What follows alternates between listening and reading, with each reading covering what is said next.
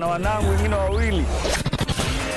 Usikose kutegea 103.1 Pwani FM, stesheni ambayo itakupa fursa ya kupata uhondo kamili wa pwani na kuleta Wakenya pamoja. Pwani FM, tafrija ya kipwani.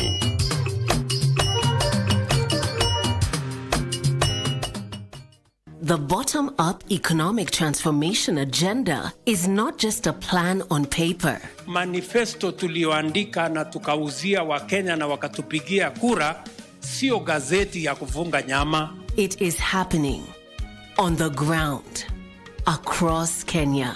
Enda subabogi Moriega Jodhurwa unjie Mugani Pamjambo.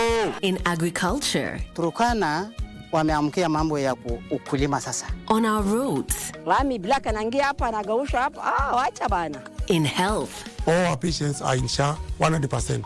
In housing, kutoka nyumba za mabati kuleta nyumba kama hii ya ghorofa ni kitu mzuri sana. In our markets, umetukumbuka sisi mama mboga, shida zetu umezitatua, and so much more. It's a good thing the government inakuja mashinani na this is all what we have been requesting. This is transformation. This is impact. This is delivering the plan.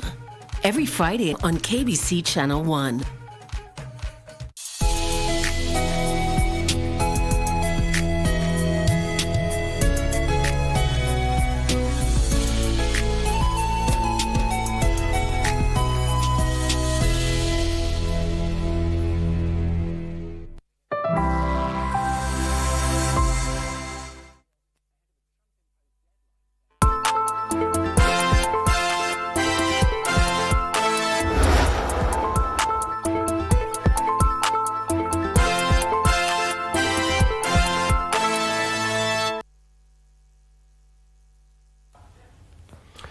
The 20th day of May 2026, it is. Good morning and a warm welcome to KBC News Check on this Wednesday morning. Thank you indeed so much for joining us. And for the next 2 hours or so, we'll be discussing what has been happening in the country.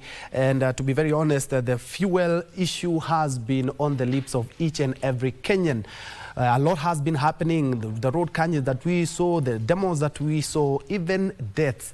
And the government and the transport industry have agreed on a 1-week ceasefire, so to speak, until everything is heard and determined. And then after that, they can comfortably now tell us if in the next 1 week or so it will be life as usual. But for now, the suspension that came after the stakeholders and the government engaged yesterday. Good morning. My name is Njue. Many thanks indeed for joining us. And for the next 2 hours or so, that is what we'll be putting into perspective. But not only that, we are keeping tabs on what is happening. Remember, today usually is a bunge day, but Parliament is on recess. But a lot is still happening. And looking at the Supreme Court, the National Cohesion and Integration Commission chairman and commissioners are being sworn in at the Supreme Court by Chief Justice Martha Koome. Let's first of all listen in. All right, we will be getting a more detailed report in regards to that as they have lined up a press conference in regards to that, but they are being sworn in. My colleague Farah Yusufara is still on that bit at the Supreme Court. And something that is also happening, of course, a few hours after the suspension of the whole strike. But let's have a genesis of what happened yesterday. And you do remember that the suspension is only lasting for a week, so we're talking about 6 days. That is after all the stakeholders and the government, including the CS for Treasury and the CS for Energy, had a presser yesterday in the late afternoon. And this is what they had to say. First of all, let me say the government appreciates the challenges faced by Kenyans as the result of the rising global fuel prices occasioned by the crisis in the Middle East. The government is also fully cognizant of its responsibility to protect Kenyans from high cost of living. In fulfillment of this responsibility, the government last month reduced VAT on petroleum prices by 8%. The government also utilized the Petroleum Development Levy to stabilize fuel prices. Despite these interventions, the prices still remain high. Consequently, the government last night took additional measures to remedy the situation by reducing the price of diesel by 10 shillings per litre. The government also took the same step based on the negotiations that took place yesterday to rationalize the prices of kerosene and diesel by increasing the price of diesel by 38 shillings to avoid adulteration as requested by the stakeholders in the transport sector. That was Interior Cabinet Secretary Onesmus Kipchumba Murkomen there talking about the measures, some of the measures that the government is undertaking to protect or cushion the consumers. But this is what the stakeholders had to say in regards to the suspension of the strike that will be suspended for at least 1 week as they engage in deeper talks. Let's listen in. Consult this morning between the government and the representatives, it was agreed that that there was need for negotiations between the government and the stakeholders at a high level, and that those negotiations must be undertaken within the next 1 week. That in the interceding period, between now and Tuesday, 26th May of 2026, that the strike that is ongoing is suspended for a period of 1 week to provide an avenue for consultation, negotiation between the government and the stakeholders. And still on the Matatu's demos and strike, you do remember that after all was said and done, by the close of business yesterday, and as reported by various media houses here in the country, at least 11 people were killed, and the destruction of property and looting by goons. But the Matatu Welfare Association, together with other transport stakeholders, distanced themselves and said, we parked our vehicles, we are not, and we were not responsible for that. Let's listen to what they had to say. Sector stakeholders also condemned incidences of violence and destruction witnessed yesterday in some parts of the country and completely dissociate themselves from them. And they are not part and parcel of any kind of violence that happened. The government remains fully committed to addressing concerns raised by Kenyans at all times and calls for peaceful and legal means for airing the various grievances. Well, that will be forming basis of our topic of discussion, and we would want also you, as our distinguished viewer, to also weigh in on this issue. Of course, we will be also looking at some of the taxes that have been very, very contentious, because looking at the fuel price in the country and comparing it with our neighbors, our fuel prices are a little bit on the high.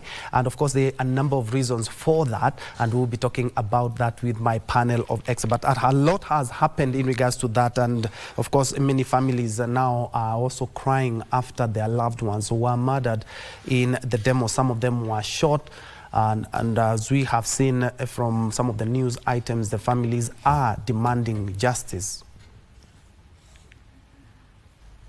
The families of 33-year-old Martin Rigi and Divas Wanjala are among several families across the country which lost their loved ones following Monday's demonstrations on the rising cost of living.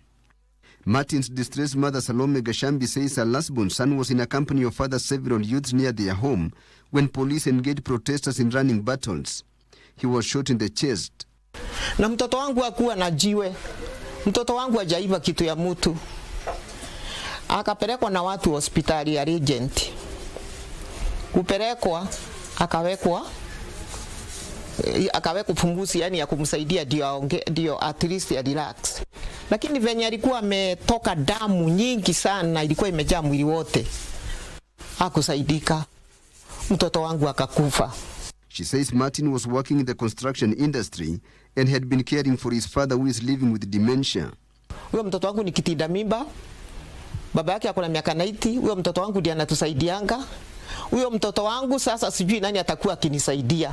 kwa sababu tulikuwa tunakaa na yeye idea na anasaidia baba yake, kwa sababu baba yake alikojeka dementia. Naomba justice kwa mtoto wetu huyo mwenye alimuua, na ajue justice kubwa ni ya Mungu. Hata akihepa hii ya serikali, ya Mungu iko hiyo, hawezi hepa. Lakini pia tunaombea mtoto wetu justice, sababu ameuliwa innocent akiwa shughuli zake za maisha, bullet ikampata. Meanwhile, the family of Divas Wanjala is appealing to the government to support in transporting his body to Nakuru for burial. His uncle Rogers Wafula says Wanjala was working in an affordable housing construction project in Kiambu town and was heading home from work when he was shot in the back. Risasi ilimupata tu ghafla bila yeye kujua, na tunataka shirika yoyote ambao inaweza ikatusaidia ijitokeze ili tuweze kupata haki, itusaidie kushughulika, kwa sababu sisi hatujui mahali tutaanzia kama familia. The two-day protests have left 4 people dead, several injured, and property worth millions of shillings destroyed. Very well, that was what was happening in the last 2 days, and it's a very sad affair that we have to lose lives when it comes to matters that can be sorted out by dialogue. But all said and done, the families are demanding justice, and we definitely hope that they indeed will get the much deserved justice. But allow me now to rope in my panel of experts who have already showed up in studio. Of course, no new face. From my immediate left, we have Dr. Harun Isaac Hassan. Dr. Isaac is a public leadership and governance expert. Karibu sana, Doc. It's been a while. Yeah, it's a while actually. You're doing well? Yeah, we're doing very well. Yeah. Only trying to struggle with the fuel crisis. Yeah. Because it's not exempting anyone. Yeah, and unfortunately we have to lose lives. And we have to lose life. And often I always tell people, if we must be in a civilized society, we must learn how to do things in a very civilized manner. But unfortunately, our constitution gives us a leeway of having a peaceful demonstration. But as you always see from security forces, that our demonstrations are never peaceful, because one of the things that makes it not peaceful completely is the fact that the demonstrators carry weapon, number one. Number two, they go and violate the right of people who are not part of the demonstrating group. All right. You will wait just a minute. We will look at. Yes, we will look at. We will weigh in on that. Allow me to also rope in another panelist, Leonard Kafafa, who is a public policy analyst and also a geopolitics expert. Karibu sana the program. Asante sana. Thank you very much for having me. Karibu sana. Yeah. Man, as Doc has rightly put it, it's so sad that we even have to lose lives for something that is also enshrined in the Constitution and something that we can have a discussion, because we are the ones who are suffering.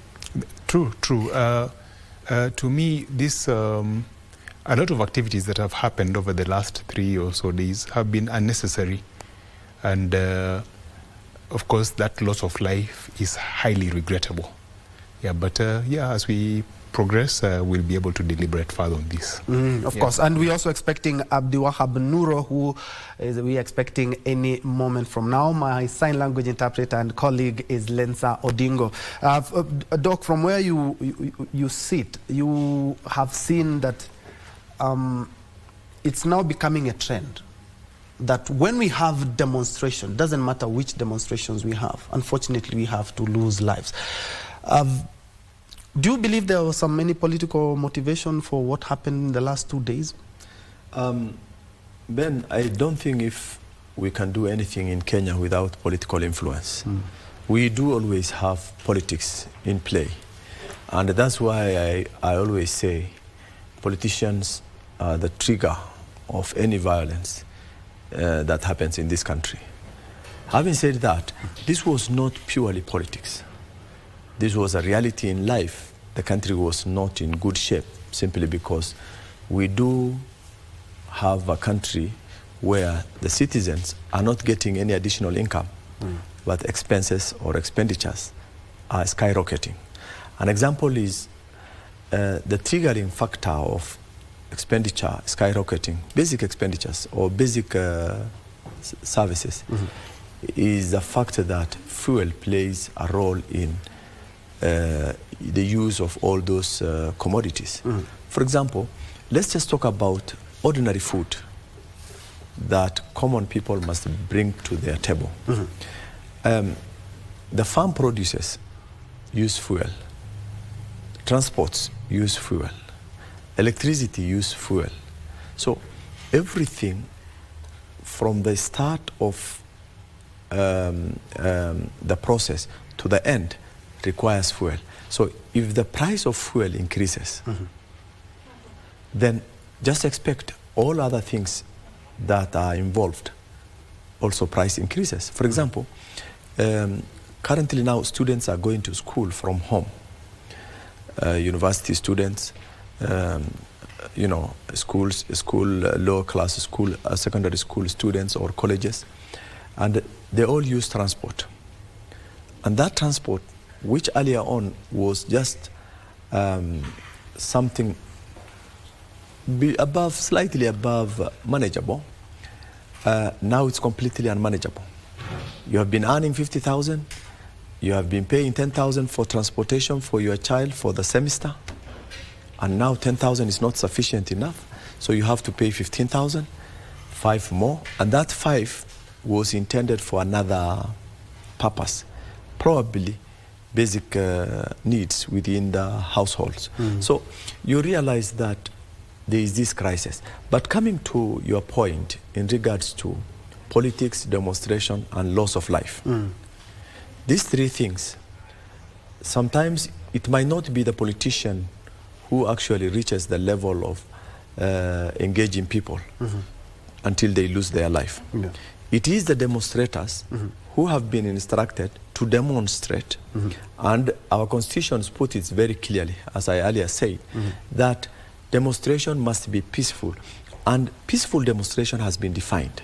So if a peaceful demonstration has been defined, and you know very well that you must conform yourself within the premises of those guidance, then you miss that, then you will face the full force of the law. And when you're facing the full force of the law, when a security officer is attacked with a weapon, definitely he has to respond.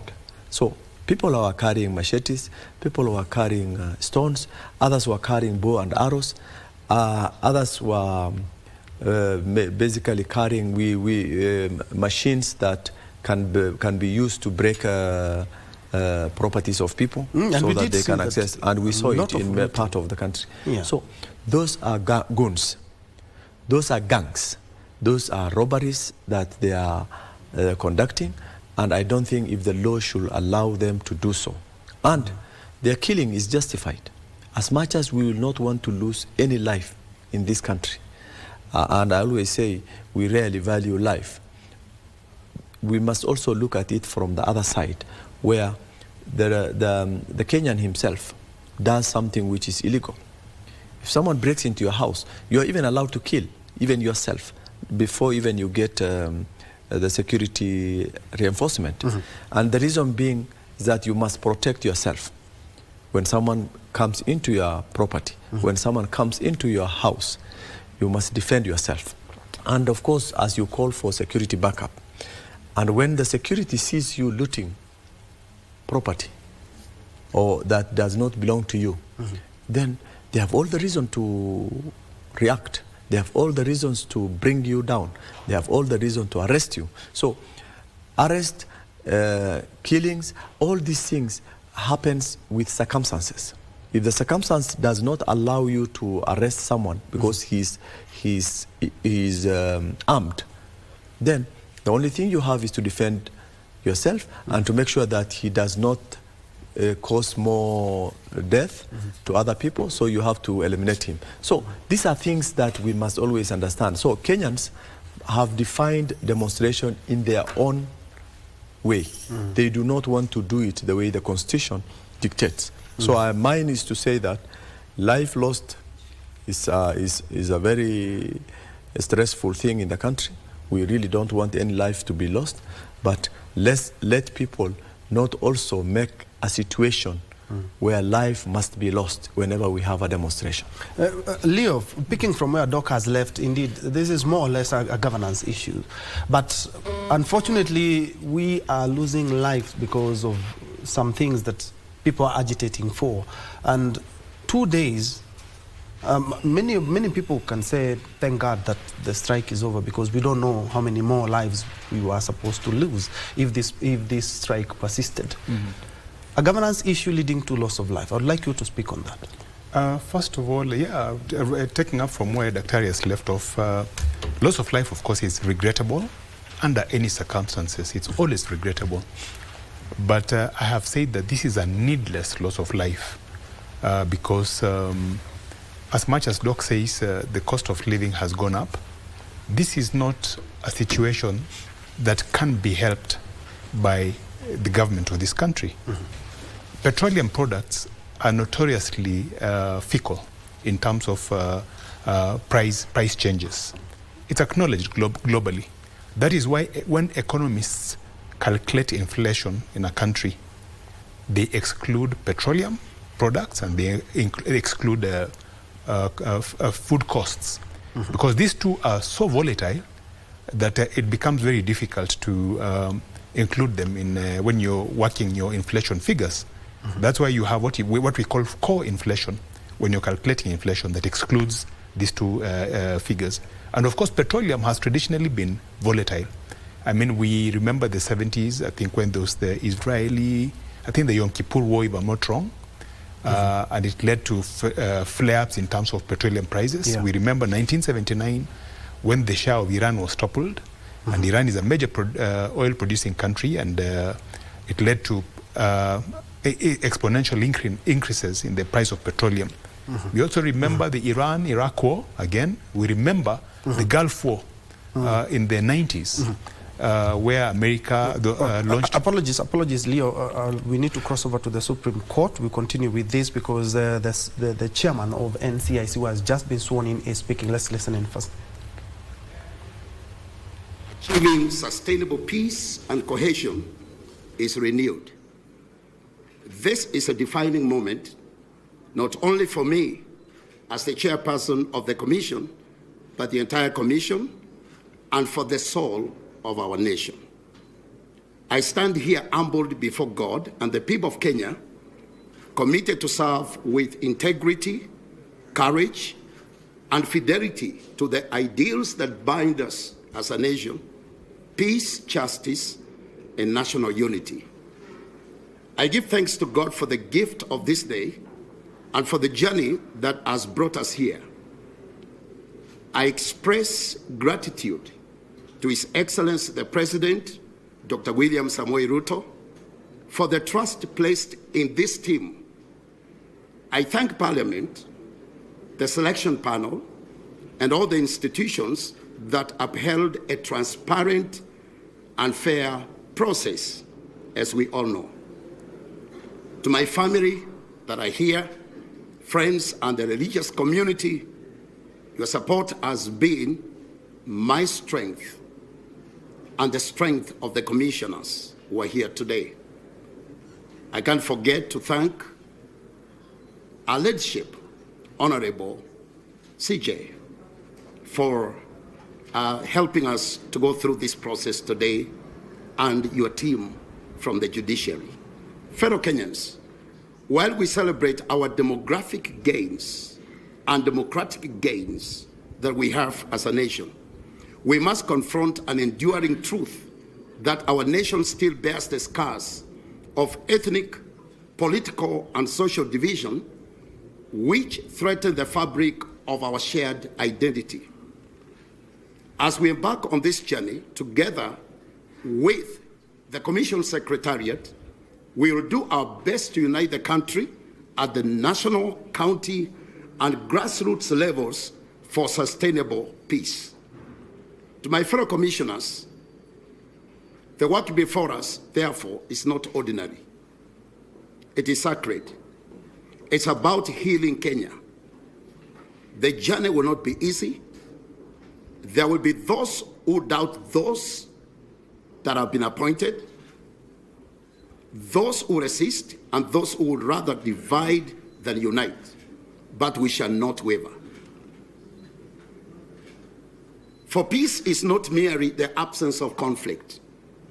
It is the presence of justice, equality, and mutual respect. Fellow Kenyans, we assume this responsibility with utmost humility, gratitude, and a deep sense of duty before God and to the people of Kenya. We take office at a sensitive moment in our national life. Recent events are a reminder that national cohesion cannot wait for an election year. When a citizen is attacked because of perceived political association, when a political leader is assaulted by organized groups, when communities are profiled, when public speech becomes reckless, and when local conflicts over land, water, pasture, boundaries, or political identity are allowed to escalate, these are not isolated matters. These are early warning signs that must be confronted firmly. Ladies and gentlemen, no Kenyan should be attacked, threatened, or excluded because of politics. No young person should be recruited, paid, or misused to intimidate, disrupt, assault, or silence others. And no election, no office, no party, and no ambition is worth the blood of a Kenyan. I call upon all Kenyans, government bodies, interreligious civil society, and every citizen to work with us. Peace building is a deliberate and dynamic process that calls for consistent and collaborative efforts. Cohesion begins with our utterances, our actions, and our values. It calls for us to transform our diversity from a source of division into a fountain of strength. To strengthen NCIC to effectively achieve its mandate, I appeal to Parliament to fast-track the enactment of the NCIC Act 2026 and align it with the Constitution. I also commend the judiciary for establishing special courts to address hate speech and encourage deeper collaboration through a multi-agency approach. As we approach the 2027 general elections, I call upon political leaders of all formations and all citizens to exercise restraint, uphold the rule of law, and reject utterances that divide. Freedom of expression must never become a weapon against our unity. Let us remember that we have a beautiful country, ladies and gentlemen, and this country is called Kenya, and we must guard it with our all. Hii Kenya ni yetu sisi zote. To my fellow leaders, let us speak not to inflame, but to inspire. To our youth, let your energy be the engine of peace, not the weapon of division. To every Kenyan, this nation is what we make it together. Take up this great. We do so anchored in faith, guided by the Constitution, and inspired by the resilience of our people. May our work as a commission, NCIC, restore confidence in our institutions, renew trust among communities, and rekindle hope that Kenya will truly become one indivisible nation. As I assume the leadership of NCIC, I pledge three things that must go on record: impartial service, proactive action, and partnership for peace. We will serve all Kenyans fairly, act decisively, cohesion across every corner of our country. We therefore begin this journey today with a roaring clarion call and mantra. One Kenya, one people, one shared destiny. I leave you with these words as recorded in Romans chapter 12 and verse 18. If it is possible, as far as it depends on you, live at peace with everyone. God bless you. God bless Kenya. Thank you.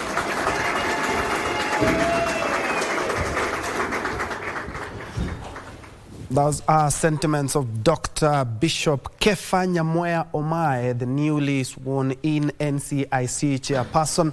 And without delving much into his speech, allow me just to point out what he's talked about. He has talked about he is ready, and together with his commissioners, they are ready for the task, and will continue to unite the country, warning those who intend to cause any form of violence or any speeches that may be detrimental to the peace in the country. They will be on it. Also pledged to ensure that the commission work is cut out in every corner, and especially now that we are 14 months to the general election. We will be getting much more from that. Farah Yusuf is on that bit. Welcome back. Just in case you joined us, this is KBC News Check, where we are looking at the things that are shaping up in the conversation, the news conversation in the country. And you bear me witness that for the last 2-3 days, we have all been talking about the transport issue since the price hiked by more than 30 shillings. And the government, together with the stakeholders, yesterday did agree to give talks a week, so that we see whether we can get a common ground.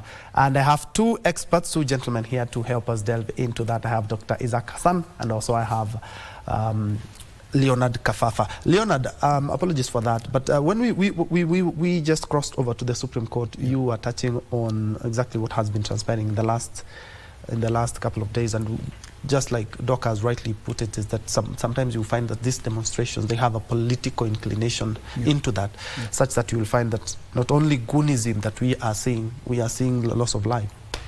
Yes, just to circle back to what we were talking about, I was laying the foundation for appreciating where we are in terms of the volatility of the industry, of the petroleum industry. I'd given a background. I say it's nothing new. The petroleum industry is very volatile. I mean, prices rise or drop at the drop of a hat, so to speak. It's nothing new. And even what we are seeing right now is nothing new. It's global.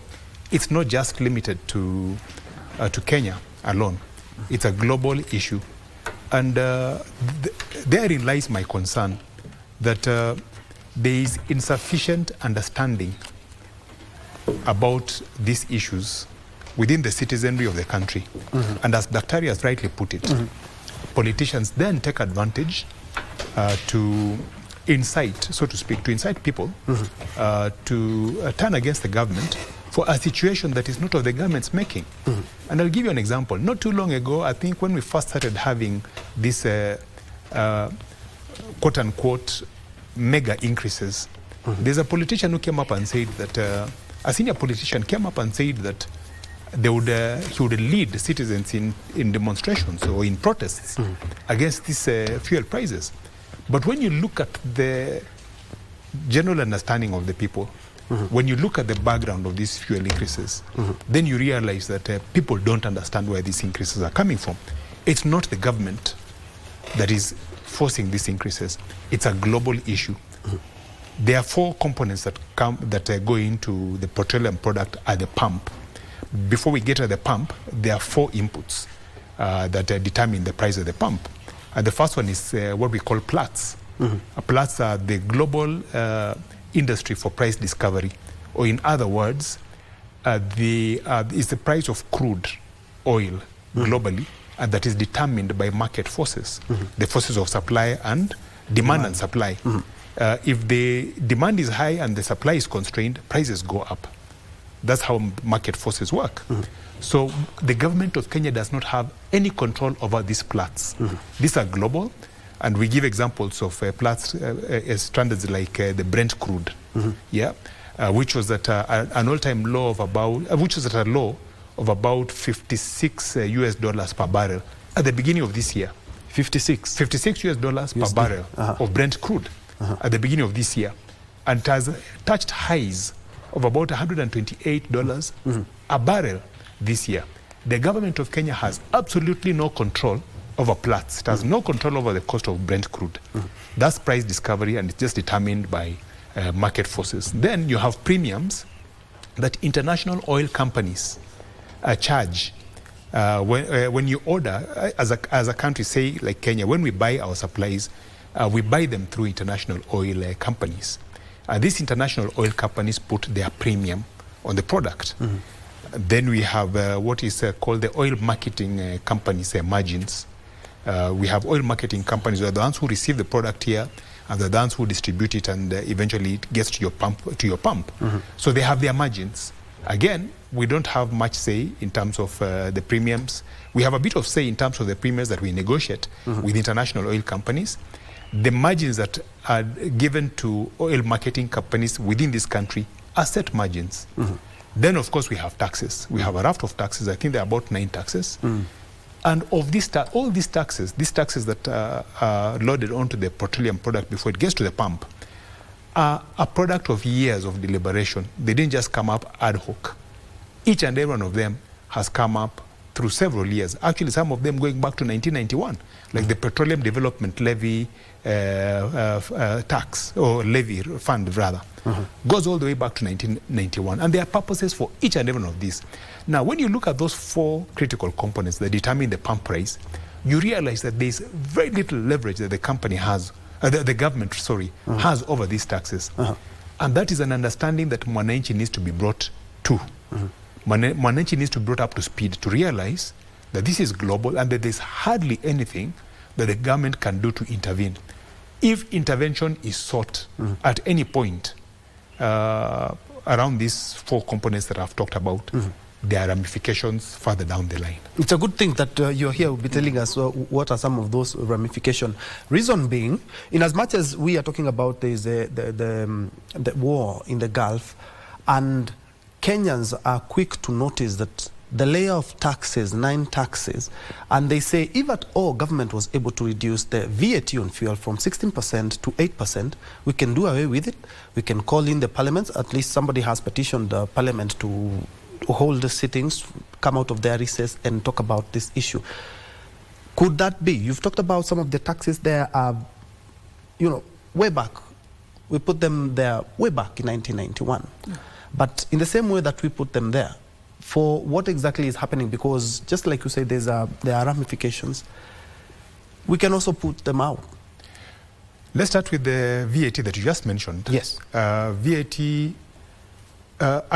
before 2020, if I'm not wrong, petroleum products were 0 rated for VAT, meaning those no VAT was applied on petroleum products into the country. But there had been a conversation, actually starting from 2013, with development partners, including Bretton Woods institutions, to move about over 300 taxes that were 0 rated at the time, to move them to standard rating. That was a conversation that we'd had starting from 2013. But petroleum, because it, as Daktari has said, influences quite a lot in terms of the cost of living and other things within the country. There had been reluctance to bring petroleum to standard rating of VAT, which is 16%. But around 2018, thereabouts, Kenya got into financial challenges on account of profligate borrowing that had been done under the last administration. And Kenya then turned to the IMF, who is always called the lender of last resort. When you have no alternatives, then you turn to Bretton Woods institutions like the IMF for support. And one of the conditions that the IMF gave was the levying of VAT at standard rate on petroleum products. That is 16%. Yes. It was a condition, one of the conditionalities for aid disbursement, much needed aid disbursements at the time. Of course, it went to Parliament. And there was an uproar because yes, I do remember. When President Uhuru Kenyatta announced the 16%. 16%. Yes, there was an uproar and citizens resisted. So Uhuru went back to Bretton Woods, negotiated with them, and they agreed to levy that charge in phases, in 2 phases. The first of 8% and the second of another 8% after a couple of years, 2 to 3 years.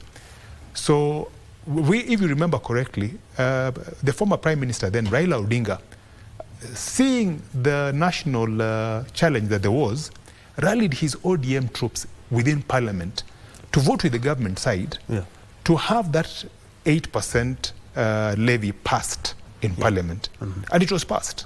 So 8% was loaded onto fuel, and that was it. In 2023, IMF came calling and asking the government then, that is the present administration, to then ratify the second phase of the agreement, the second 8%, which was then passed in 2023. So from 2023, we've had the full 16% of VAT. It's a conditionality of the World Bank. It has of the IMF, sorry, and it is the aid that we receive from this institution is predicated on that 16%. In fact, for me, I had a bit of a problem with the government the other day when they rolled back that VAT from 16% to 8% on account of public pressure. Yeah. In my view, they shouldn't have done that because it now jeopardizes a lot of arrangements that we have with IMF. I think there's some disbursement that we had been looking to. There are some programs that we had wanted to facilitate and that have now been held in abeyance on account of that rollback from 16% to 8%. So that is the genesis of VAT on fuel, and that is where we are. My feeling is that if we dare try touch on it again, the IMF and other Bretton Woods institutions will not take it kindly, and we need them. At this point in our time when we have budget deficits, when we are struggling as a country to but Leo, forestall debt the Mwananchi doesn't want to see this. Doesn't want to see the figures at 230, 240. That is a conversation that Mwananchi must be made to understand. That the government's hands are tied, that there is very little that they can do. If they roll that back, if Bretton Woods pull out of programs within Kenya, other lenders also follow suit because Bretton Woods set the pace, so to speak. They create the confidence that is needed for other multilateral lenders to engage with the government. If they pull out, it sends a strong signal, a very strong message that Kenya is the risk profile of the country has changed. And it could be to our detriment. It would be to the detriment of the same Mwananchi. So it would be a short-lived measure. But 2, 3, 4 months down the line, the ramifications would be...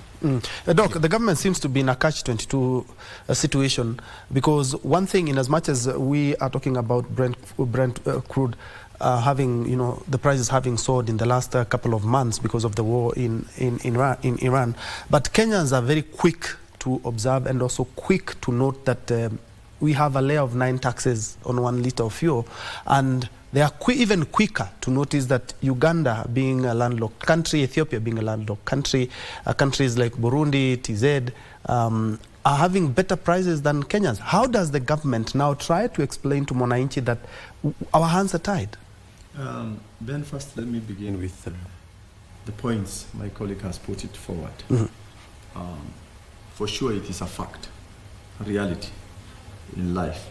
However, I would like to disagree with him on one thing, which is the government cannot do something for its citizen because there are conditions set by IMF. Because we do not operate on the layout of IMF demands. We operate on the best way we can have the best life for the citizen of this country.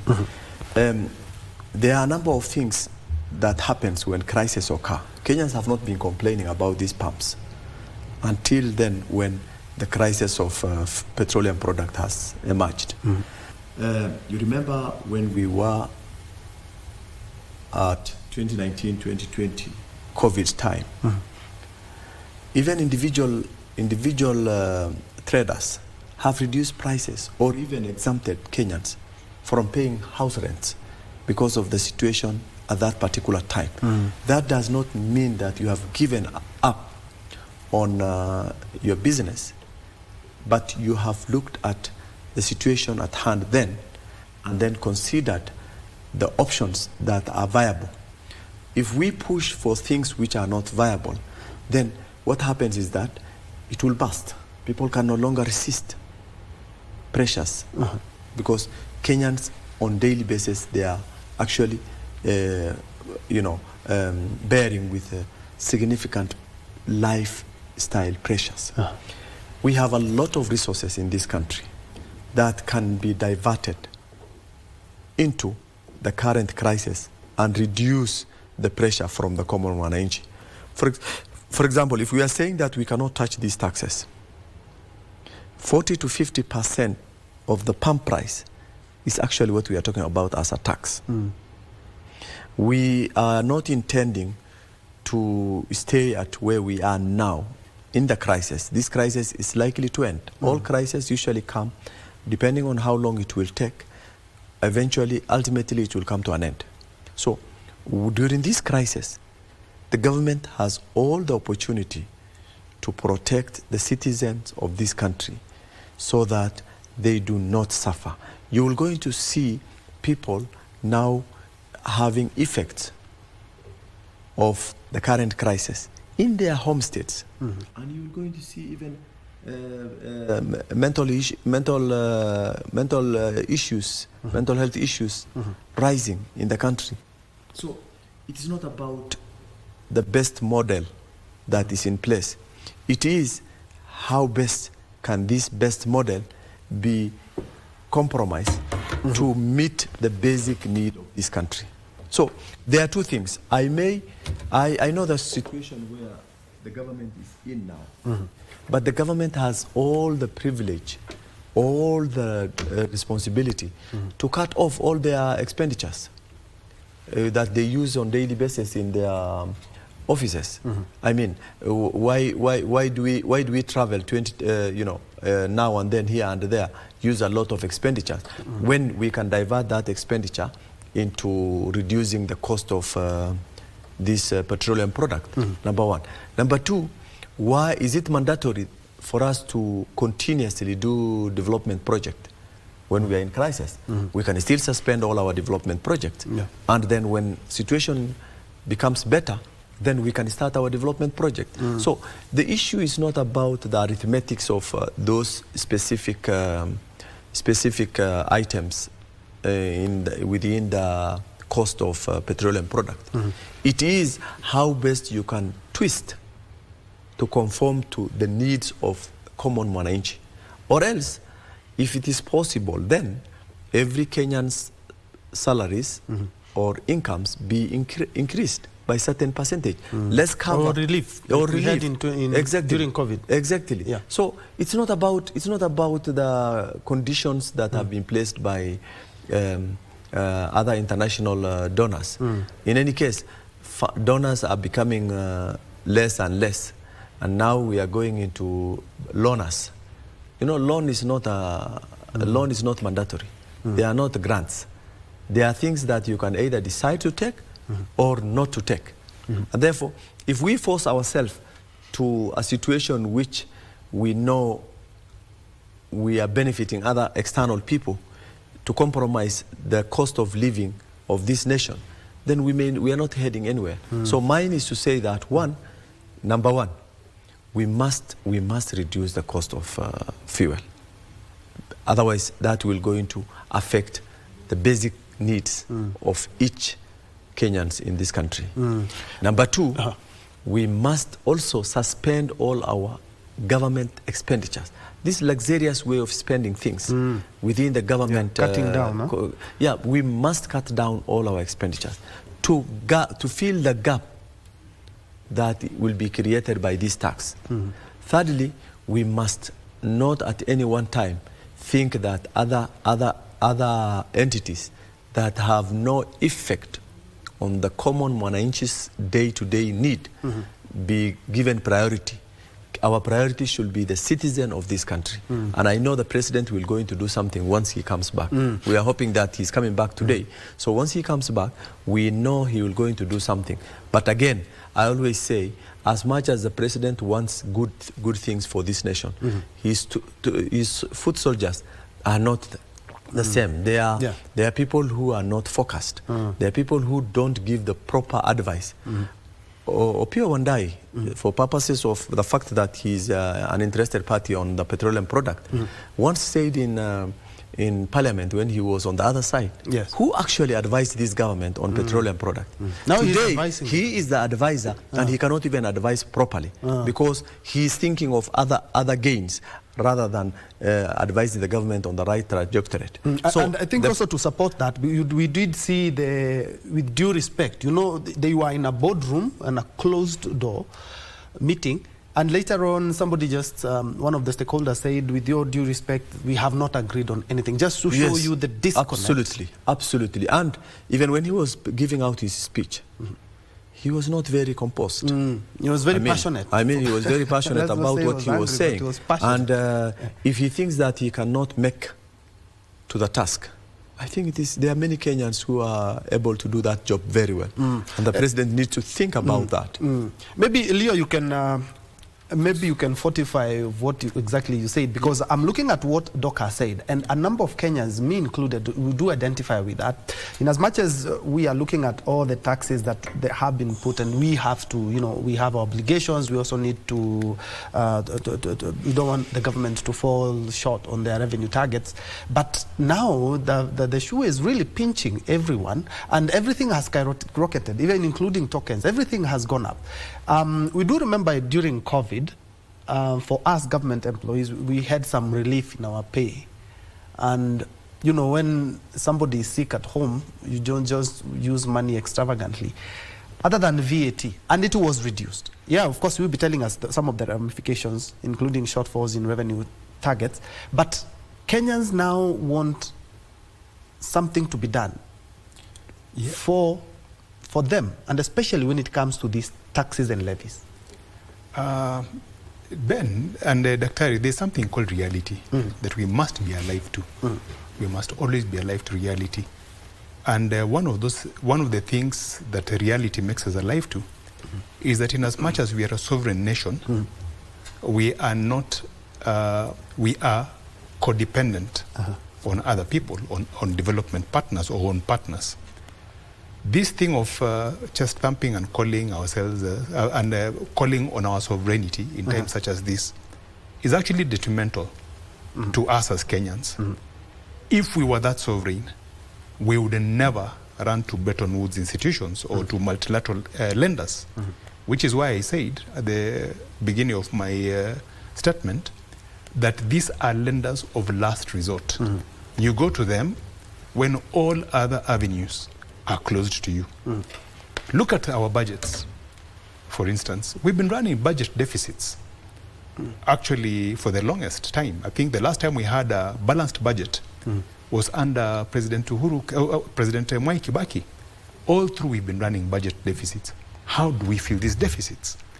Yet, without those deficits being filled through support, say from IMF and other multilateral lenders, it's Kenyans who bear the brunt of the hardship. For instance, we can't even take care of our own health programs adequately. We can't control TB, we can't control malaria, we can't control AIDS without support from multilateral partners. That's a fact. So we can't just sit back and chest thump and say, oh, we are, and call on our sovereignty and say, oh, we are a sovereign nation. We do not need the input of these development partners. No, but that is... sorry to interrupt you. Sorry, I just wanted Doc, let me finish my point, and then you can interject afterwards. So we cannot do without these partners. And they have been instrumental, actually, in informing the budget, the country's budget, showing us where we ought to align, what we ought to do in order to get where we need to get as a nation. We don't look at them as impediments. We look at them as help us, people who enable us to get where we want to do, as long as we run our programs prudently. When you look at these 9 or so taxes, as I said earlier, each and every one of them has a critical function. You tamper with any one of them, there are ramifications. Every one of the 9 taxes. In fact, my challenge to people is, which of these 9 taxes can you remove or can you do away with without ramifications? And we can discuss them one after the other, including the Petroleum Development Levy Fund that we Actually, talked let's about. do that. For the interest and purposes of this interview, allow me to point out the 9 primary taxes and levies contributing to the fuel price or the cost of super petrol, diesel, and even kerosene. The first one is the road maintenance levy, which stands at about 25 Kenya shillings per litre for both petrol and diesel. We have the value-added tax, that is the VAT, charged at 16% on petroleum products, which has been reduced by the government in the last couple of weeks to 8%.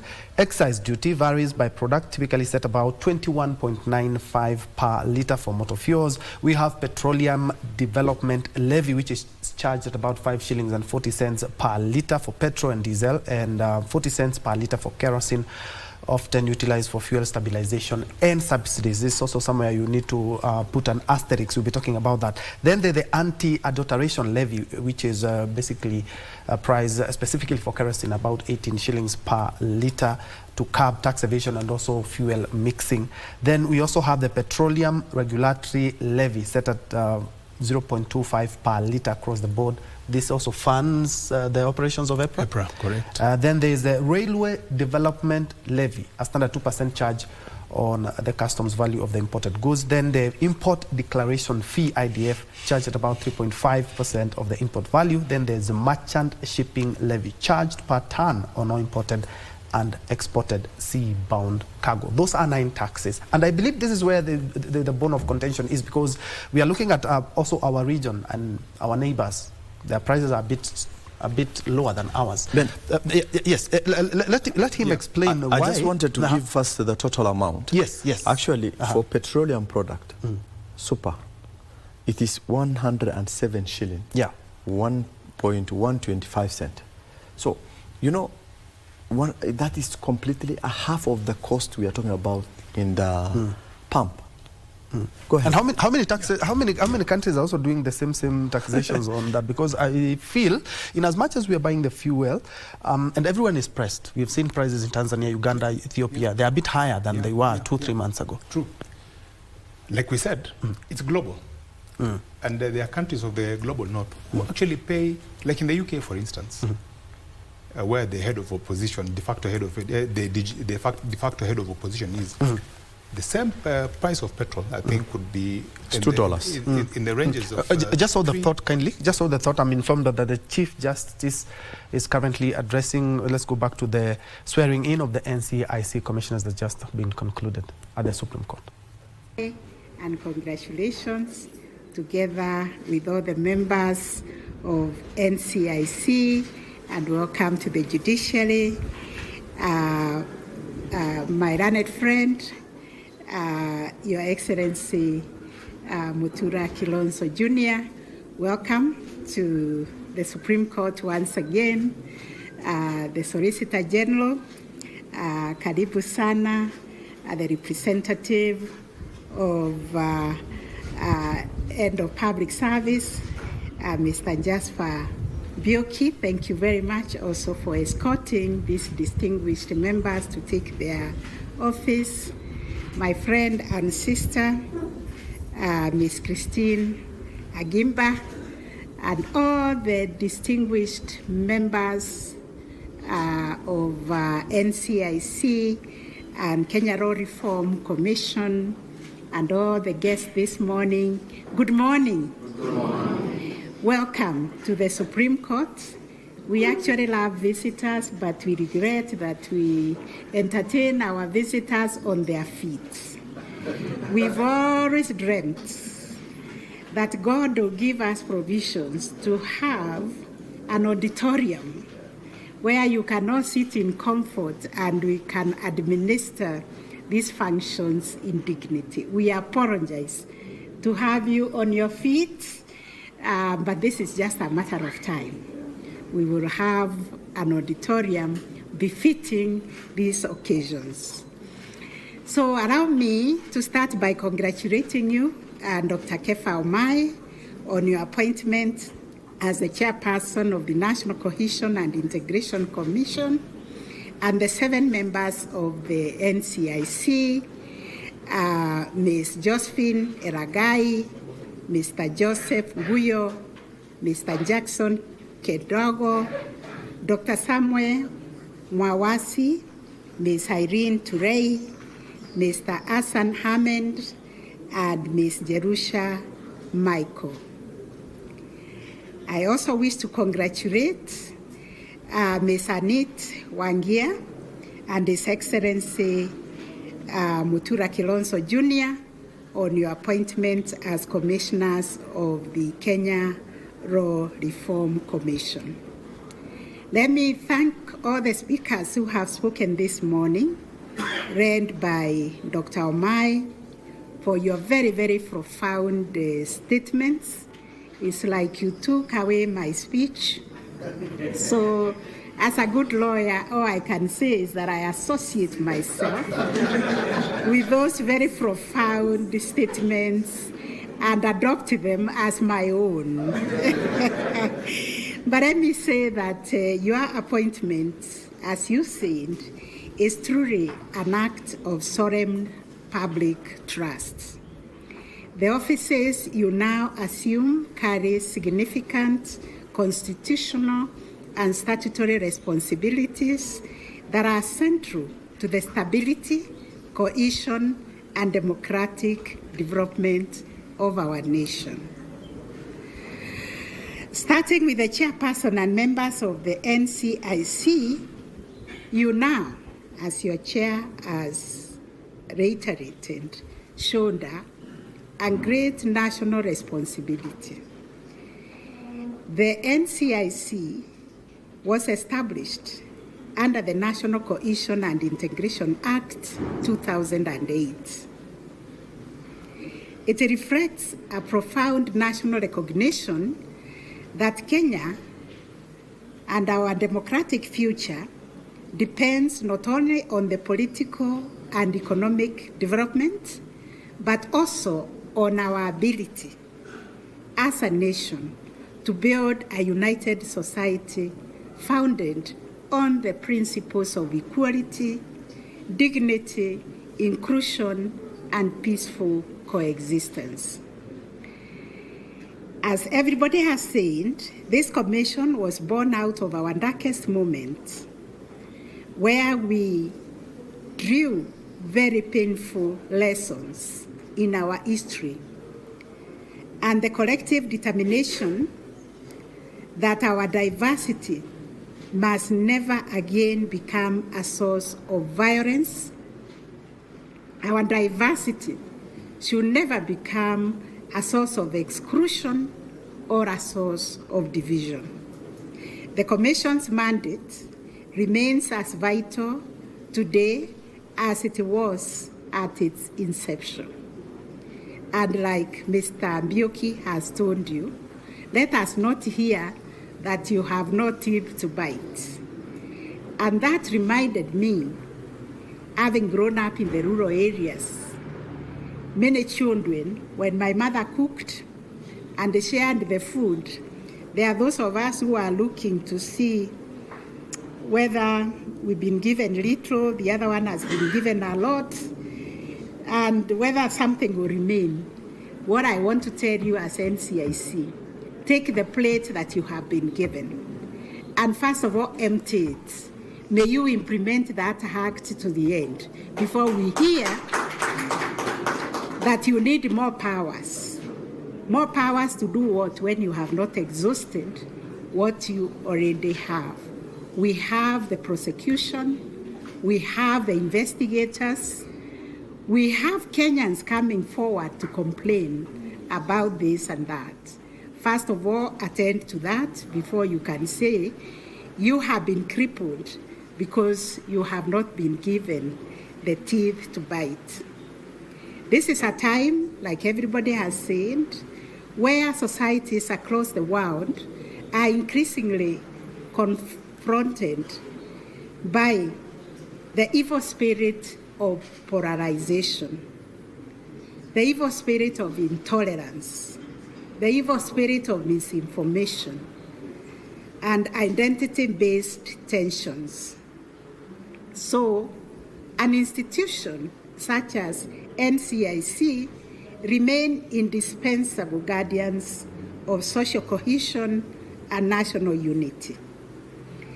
And as we draw closer to the 2027 general elections, we are all becoming tense, and I'm wondering why, when we have such a profound constitution. When we have NCIC in place, and your work is already cut out for you, and Dr. Omai, as you said, this work requires courage.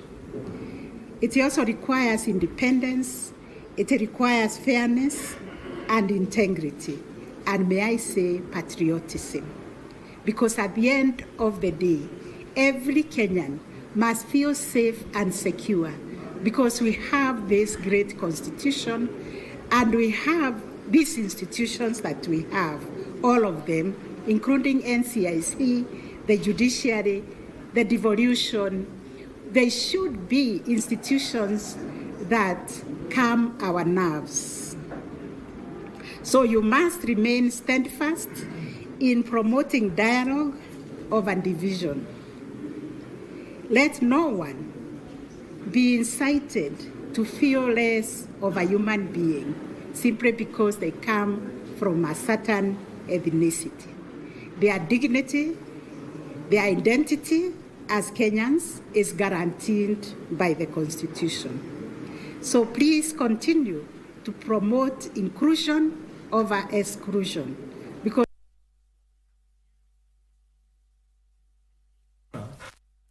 that has been the Chief Justice Martha Koome live from the Supreme Court there, just addressing the NCIC chairperson and commissioners who have just been sworn. An interesting conversation that the CJ is having.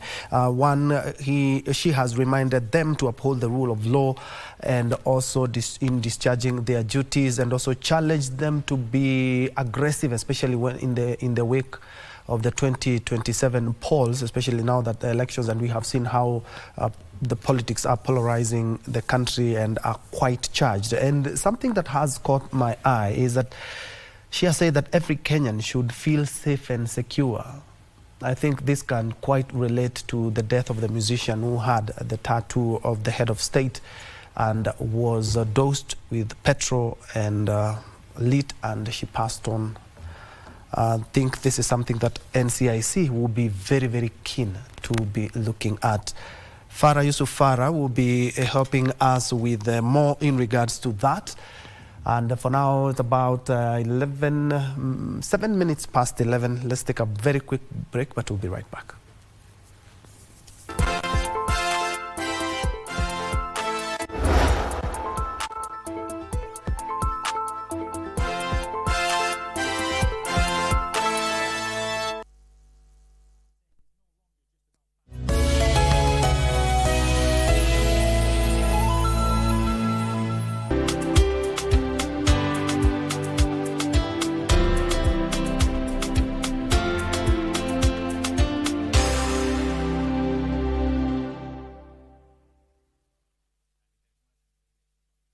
Sasa unaweza kupokea stesheni ya KBC Eastern Service kwa njia iliyomurwa baada ya KBC kuboresha na kuwekeza mitambo mipya ya kisasa ya kupeperusha matangazo. Pata matangazo kwa lugha ya Burji kila siku kuanzia saa 11 asubuhi hadi saa 4 asubuhi. Rendile Service itakuwa hewani kuanzia saa 4 asubuhi hadi saa 9 jioni. Kisha matangazo kupitia lugha ya Kiborana itachukua usukani kuanzia saa 9 hadi saa 2 usiku. Kutufungia jamvi ni Turukana Service watakaopeperusha matangazo yao kuanzia saa 2 usiku hadi saa 6 usiku. KBC Eastern Service inapatikana Lodwar na maeneo yaliyo karibu kupitia 98.3 FM, na kwa wasikilizaji wa Burji, Rendile na Borana waliomo Marsabit na maeneo jirani, KBC Eastern Service inapatikana kwa mita bendi 98.7 FM.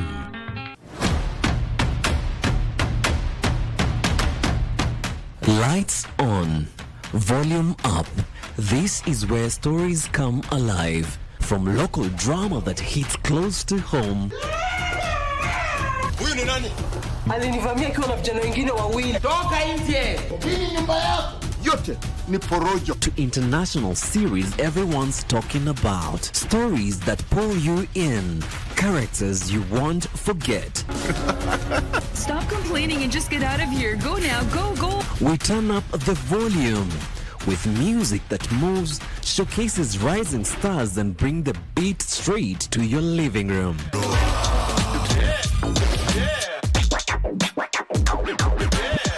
And when it's time to talk, we don't hold back. How is everything going? Real conversations, big personalities, the issues, the loves, the moment everyone's debating the next day.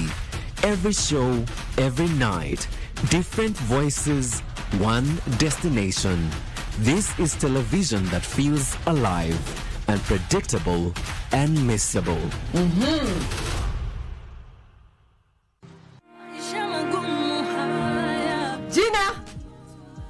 Jina! Aki watoto wa siku hizi wakiwa wanasumbua. Usikose kuona Gundu KBC Channel 1 every Tuesday, Wednesday and Thursday.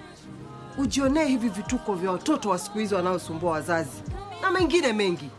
Keep it Gundu. Jina! Wananiita Gundu, wakita wengine wata.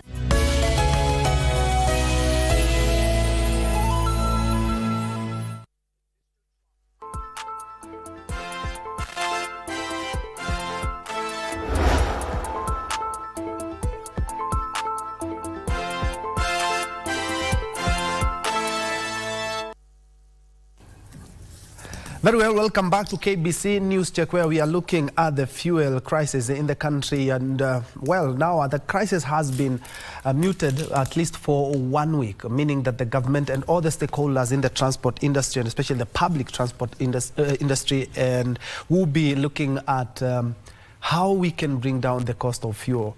The government did propose the 10 shillings, and actually EPRA did announce and gazette it, but they say it's not enough. Leonard Kafafa, Dr.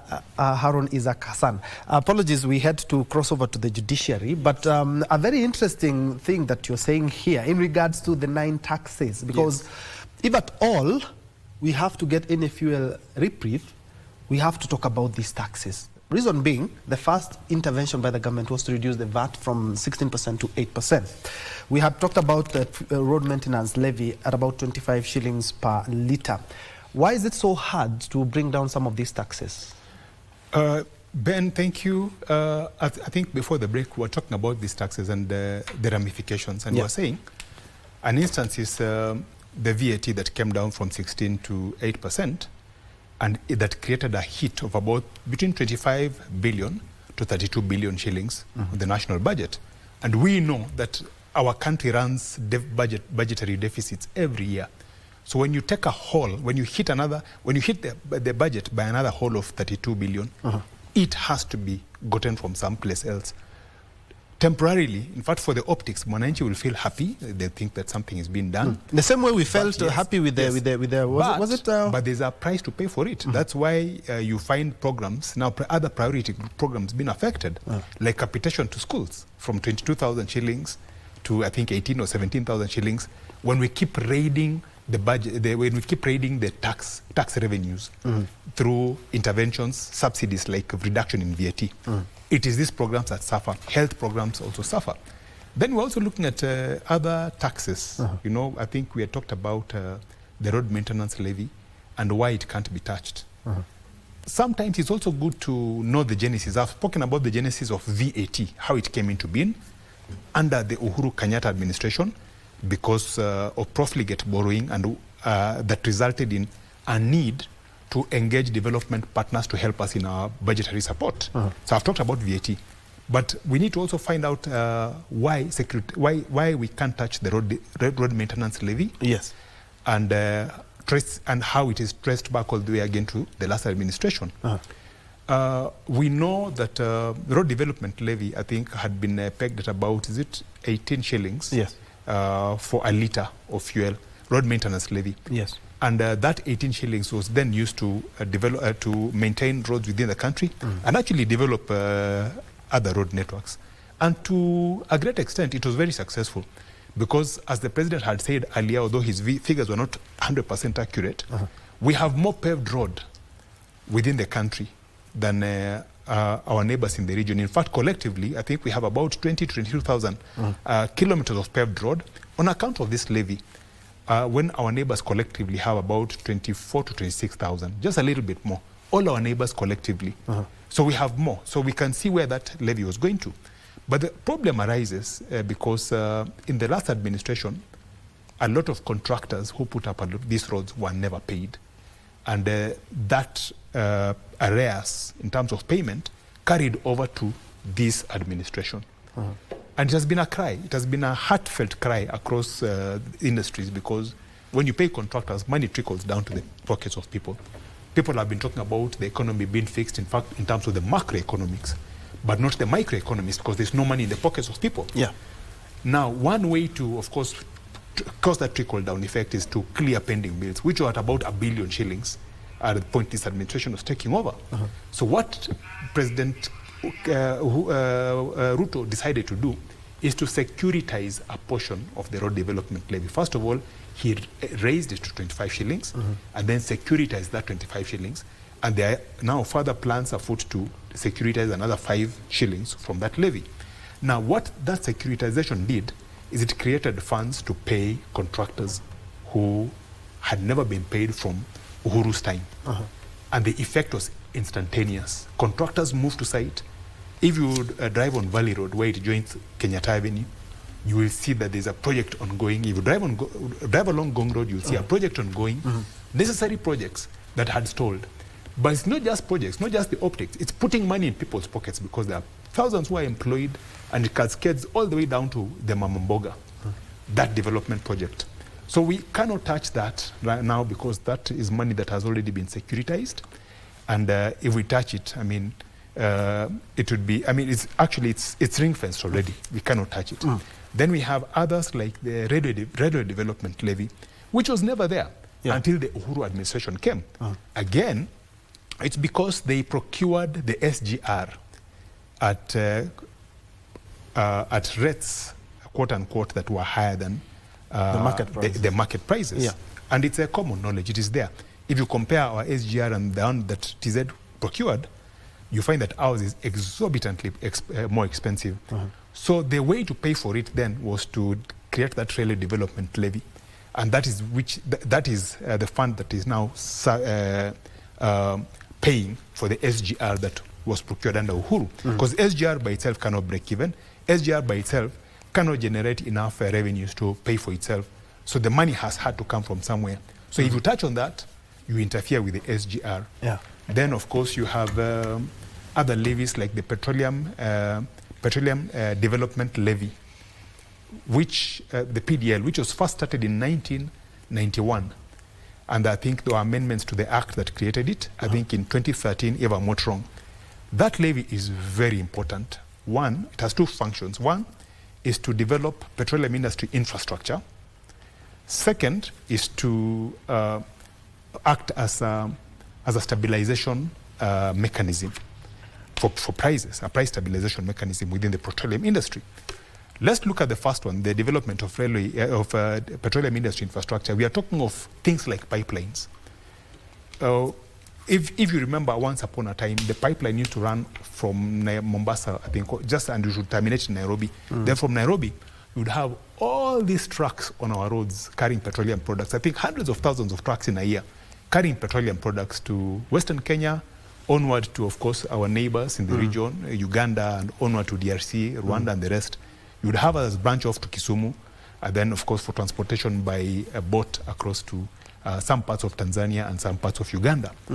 Now, the pipeline has since been extended, not only from Nairobi to Nakuru, but onward to Eldoret, and with a branch to Kisumu. So those trucks are removed from the roads. It's a fantastic initiative. Removing trucks from the roads saves us wear and tear on the roads. It saves congestion on the road. And it is cheaper, of course, to transport by pipeline. And it is cheaper, safer, instantaneous. You don't have issues like the ones that happened at Sanchangwan a few years ago when a petroleum truck overturned and people got burnt. You don't have those issues. So that's one of that's one of the mandates of that levy. The other second critical one is to act as a stabilization mechanism. So 5 shillings and 40 cents is taken per litre of petrol. And whenever there are exponential increases in the price of petroleum in the market, a portion of that 540 is applied to mitigate the effect of that exponential increase.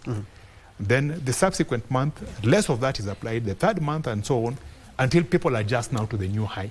Because when you expose people to shocks, as has happened recently, then people get disaffected, as they have.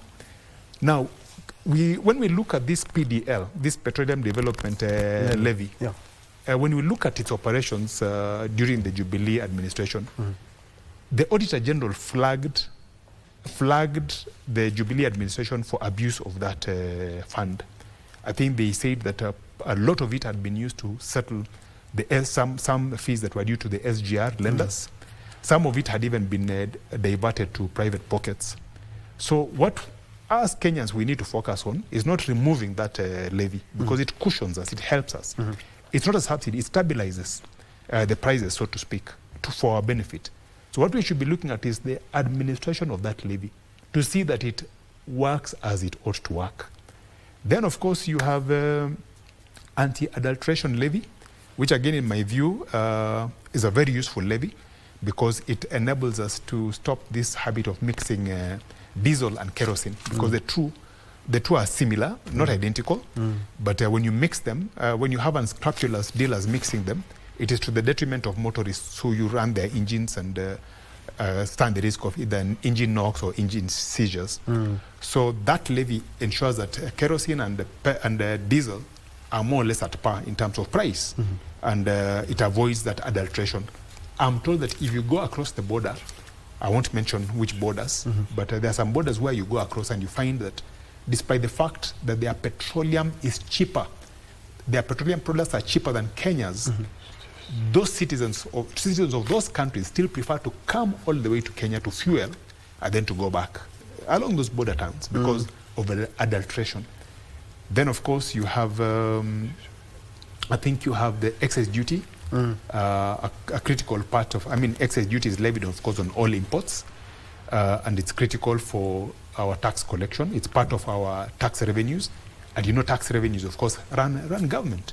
So when you look at those levies, every one of them has a function. Each and every one of those levies has a function. Touch on one, there are issues. What about reduction of some of them, just the same way we've reduced the VAT from 16 to 8%?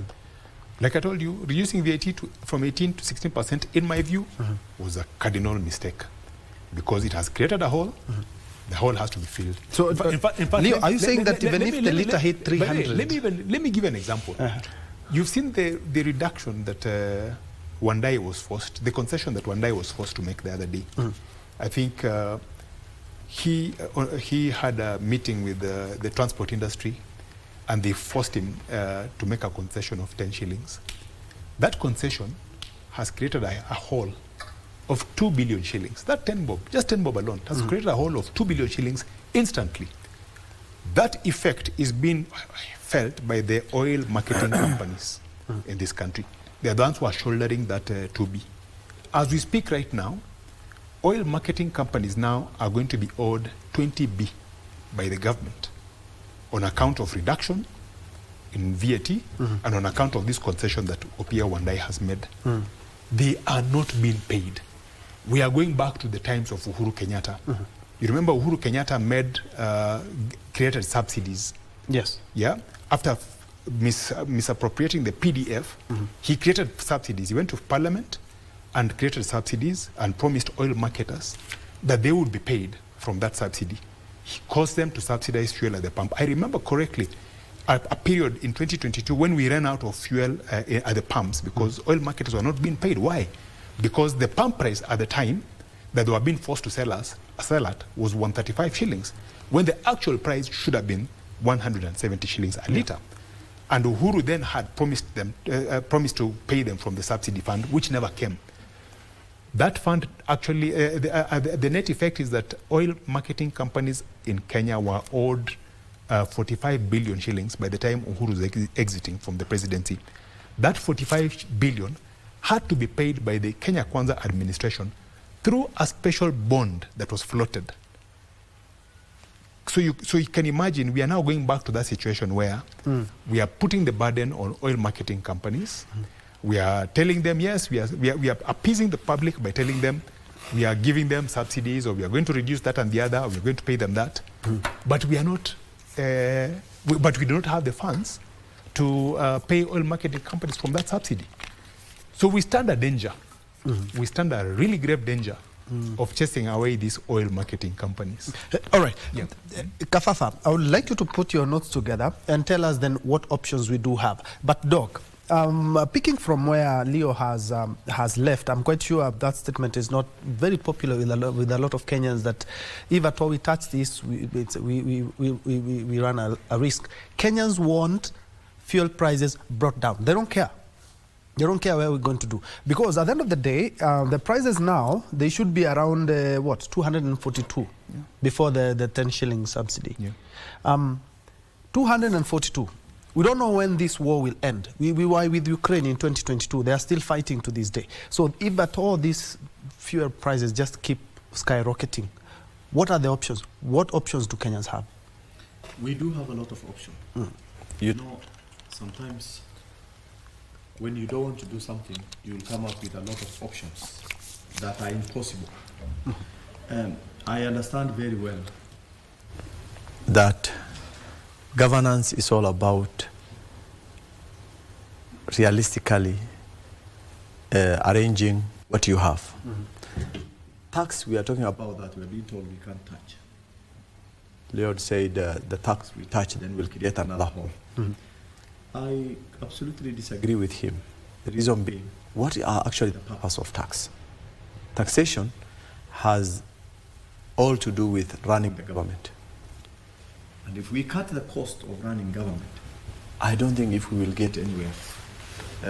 Difficult situation, as my colleague has mentioned, simply because if you reduce tax, for example, we are paying on the fuel railway levy. Yes. Why are we paying railway levy? Yet railway is a commercialized.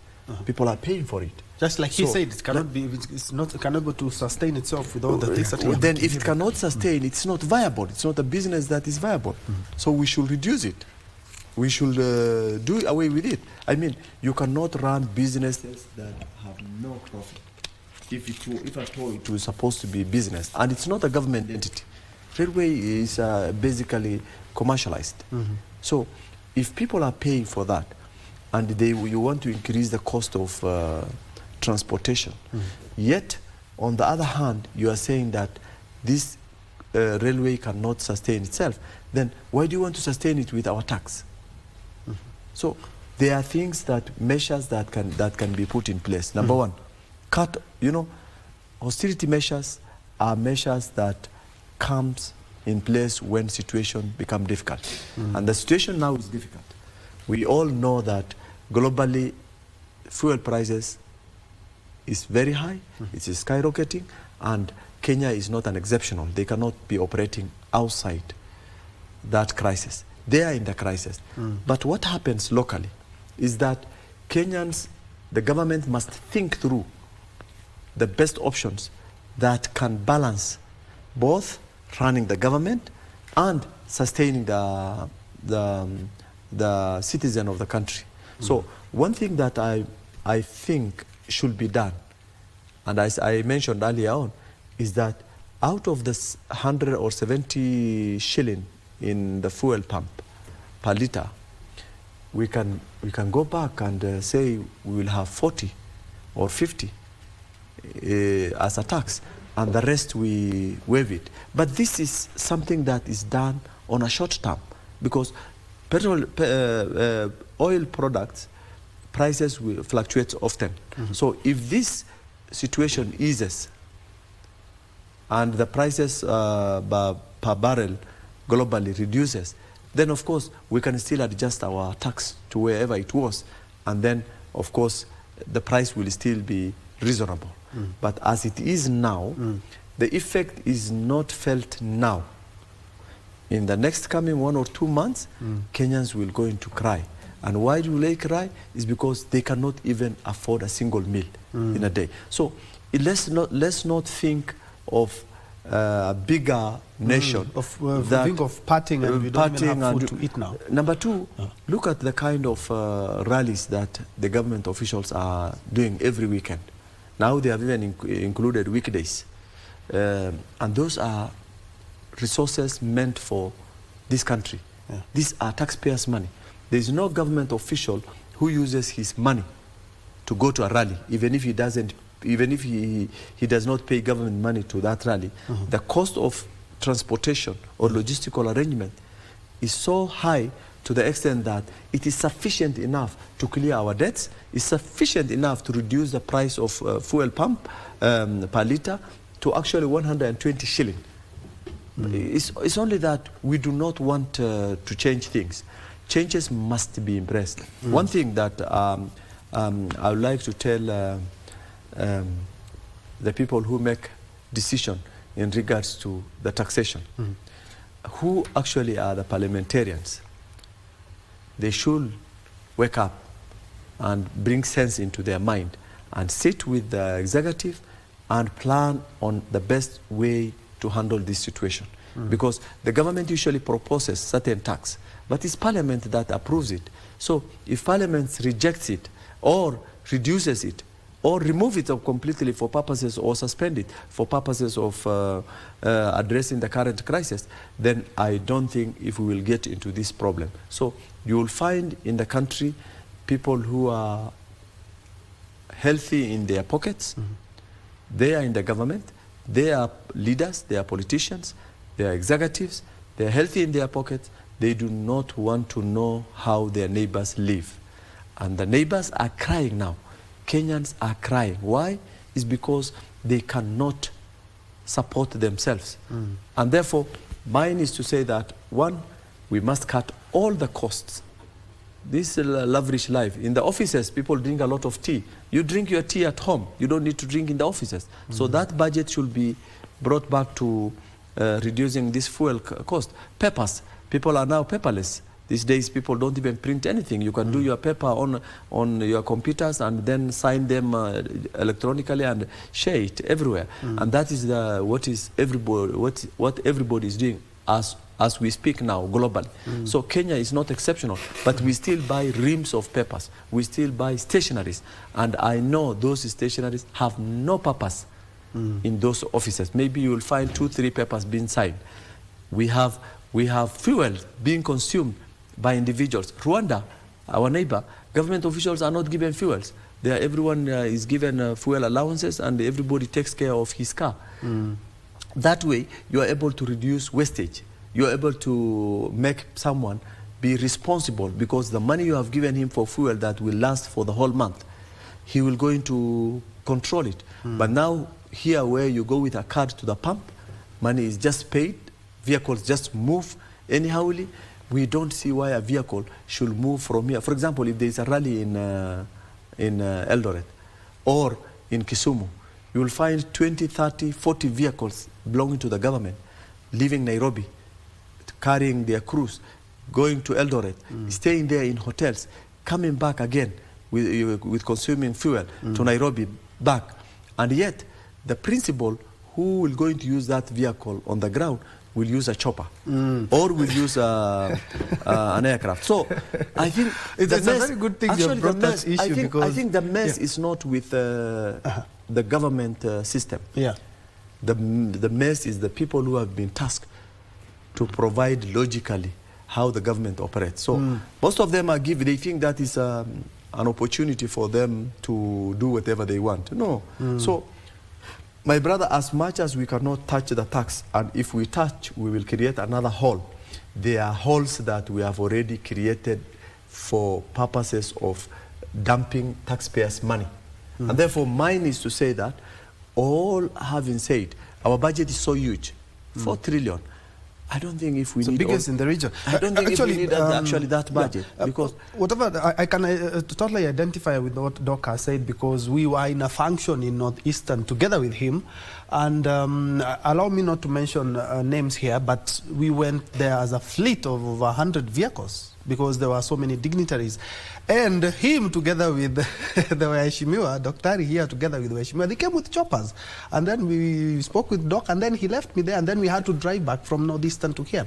A very valid point is talking about cutting down on wastages, and of course cutting down on some of the expenditures that we have. Even in Germany, as the makers of Mercedes-Benz, and if you're a government official and you want a Mercedes-Benz, you can buy it with your own money. They just don't issue that. But my question here is on the government-to-government deal that was heavily marketed as a silver bullet that was supposed not only to do away with the dollar crunch that we were having, but it was also supposed to come with better prices than we are having now. But it's not happening now. Away from the politics that we've had about government-to-government, from your perspective, where exactly did the policy math go wrong? Because it's not helping us if at all we have the highest prices in the region. I think we are still beneficiaries of the G2G. The G2G we are benefiting at the fuel at 242. The G2G first, you have to look at the intent of the G2G. Oh, yes. It was not merely to make us cheapest in the region. That was never the point. No, the region was supposed to be. And we have never been cheapest in the region in terms of fuel. And for purposes that we have explained. But taxes, we are not affordable. Yeah. We are not the cheapest, but we are not affordable. Within our economy, I think we are affordable, because we've talked about the UK, which is a much bigger economy. And we talked about the price of diesel, because diesel is now the bone of contention here. Yeah. It is 242 shillings here. In the UK, it is 8.99 pounds. For a gallon but we cannot compare that, because give me a moment. Give me a moment. Mamamboga here doesn't make a moment. No, but let me finish. Let me finish my point. Let me finish. Let him finish. You cannot actually use it. Allow me to finish. Kindly They have actually done away with it. Yes, but they're still diesel vehicles. And that's why it is expensive. Just a minute, Doc. Yeah, diesel, because it's an advanced economy. Of course, taxes form a great part of the pump price of diesel in the UK. Yes. It's a welfare state because health is supported and a lot of other things. That's our aspiration. That's why we have programs like the SHA and that sort of thing to create affordable health, affordable housing, and that sort of thing. When you mention SHA, you might open up another can. By tax revenues. Now, diesel in the UK, because diesel is the flashpoint here. Yes. Diesel in the UK is 8.99 pounds per gallon. When you translate that to Kenya shillings and liters, it's about 434 shillings for a litre of diesel. They're not complaining. They're not taking to the streets. It's risen exponentially. America uses petrol, of course, and because of this crisis, the petrol has moved, I think, from a low of about $4 US for a gallon to about 7. They're not complaining. But our neighbors, we cannot compare the technology and also relatively our neighbors. The level when we look at TZ across, their fuel has also gone up. They are a lesser economy than we are. Yeah. Obviously, their tax revenue support less programs than ours do. Ours have now been loaded with a lot of programs. Just like the UK supports more social programs than ours does. That's just like the US also supports a lot more social programs than ours does. TZ supports less. But when you look at the average cost in terms of pounds, the increase in terms of fuel costs in TZ in terms of pounds, the costs have gone up, okay, let's say dollars. The costs have gone up by about an average of about $1.7 average per litre since the year began. Ours have gone up by $1.9 since the year began. Tanzanians are not complaining. The differential is about 200 cents or something like that. Tanzanians are not complaining. They're not taking to the streets. Yet they have also experienced the same exponential rise. It's not just an increase to us alone. Look at Ethiopia. But Ethiopia, by the way, not only has experienced a surge in the same surge in fuel costs, they don't even have product. People are lining up in Ethiopia for 2 or 3 days to get fuel. They are not taking to the streets rioting. It's not as though they're inured, they are immune to the hardships that these fuel prices has caused. It's not as though they are more cushioned than we are. But there is understanding that these are circumstances that are beyond the ability of the government at the moment. But Leo, at the end of the day, in as much as the East African countries are not protesting, they're not rioting, if I have the highest fuel prices in the region, and I can see my brother, for example, Uganda, we know the issue of the landlocked countries, and Ethiopia is also a landlocked country. We are looking at prices that are far much bigger. In as much as we are a bigger economy, we cannot rely on that. Mama Mboga, even the tokens themselves. If you have bought the token recently, you have seen that you're really getting... Ben, then you're not getting value for money. Call for lower fuel prices. Forget about school capitation. Let's go back to paying school fees in primary schools, in high schools. But to forget about health. That is not the only place that we can dig in. Forget about health programs. If at all we went 16% to 8%. Yeah, forget about other social programs. Reason being, if these prices remain the same, I cannot guarantee you that Kenyans will not take it to the streets again. The big question is, we lost what, 3 billion on Monday, 3 billion yesterday. It's a zero-sum game. You see, so what are some of the solutions? The most immediate intervention for Kenyans is to take up an army and go to the Strait of Hormuz and unblock it. That is the most immediate and effective intervention. But it's not going to happen. It's not going to happen because we must be real. Yes. It cannot happen. Yeah. The second intervention is to support the most vulnerable in society. We've talked about them. The Mama Mbogas. There are ways. As things are now, I'm also vulnerable because rather than no, you're not vulnerable. I'm also vulnerable because I'm not using my stuff the same way I was using I'm not using my vehicle the way I used to use it now. I'm not vulnerable. I have to you're just give a up some little of the uncomfortable. things. You're not vulnerable. You're just a little uncomfortable. The ones who are vulnerable were the ones who walked to work on a Monday and Tuesday. There were lots of them. The ones who had to walk 15, 16, 20 kilometers. Yes. If you drove to work, you're not vulnerable. You just need to tighten your belt because of the circumstances. We need to get that clear. And you find that the people who are agitating the most are the comfortable middle class. Because they sit at home, they didn't go to work, they watch these things over TV, are the ones who are pontificating and shouting. The opposition leaders who called for these riots, they have never used a matatu in their lives, at least not in the last 30 or 40 or 50 years. They flew to the UK and they are calling shots from the UK, wherever they are. So what are we supposed to do as Kenyans? Because remember, there's 1 week, 6 days. Let's not say 1 week. Like I said, 1 week. Like I said, it's 6 days. Like I said, the most immediate thing is to support the most vulnerable in society as we tighten our belts, as we wait to see whether the situation improves, because it will eventually improve.